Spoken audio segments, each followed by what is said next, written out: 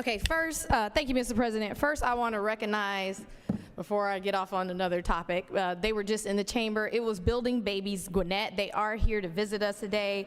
And Gwinnett Building Babies is a community that collaborates to focus on ensuring that our children enter kindergarten ready to learn and thrive. They're a group of businesses, volunteers, and community nonprofits. And they are asking for our support and asking for our support in the legislature so they can continue their program.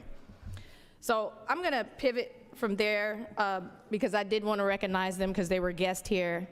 And first of all, I want to say that I am truly sorry, Senator from the 29th, about the officer that lost his life. I mourn the death of any of our highly trained local law enforcement. And I want you all to know that Democrats stand behind our highly trained, highly vetted local law enforcement not wearing masks. And that's who we're talking about. So I came up here so we can make that distinction because I'm unhappy with that narrative. And we've been very clear about who we're talking about. We're talking about mass, poorly trained, because they were trained to cut corners so they could get through the process and get a badge to be ICE. They're the ones terrorizing our communities. That's what we're talking about. Our local law enforcement, and they are servants, and we understand fully that they are working to protect us and make our communities feel safe. ICE is not making our communities feel safe. So please, if you're gonna quote us, I'm making sure today on the record you quote us properly. We're talking about Trump administration, ICE running around with badges and names and masks and we don't even know who they are, and they're not being held accountable for murder.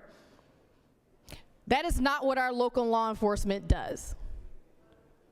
I know personally our Gwinnett County Police go through rigorous months of training about how to de-escalate situations. Situations that if they have to be in front of a car, how to de-escalate that.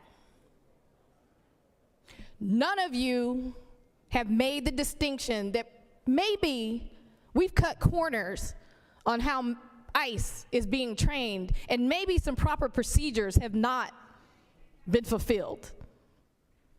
So I'm going to say it again. I and my party, I fully respect and thank our trained law enforcement that give their lives every day to protect our community.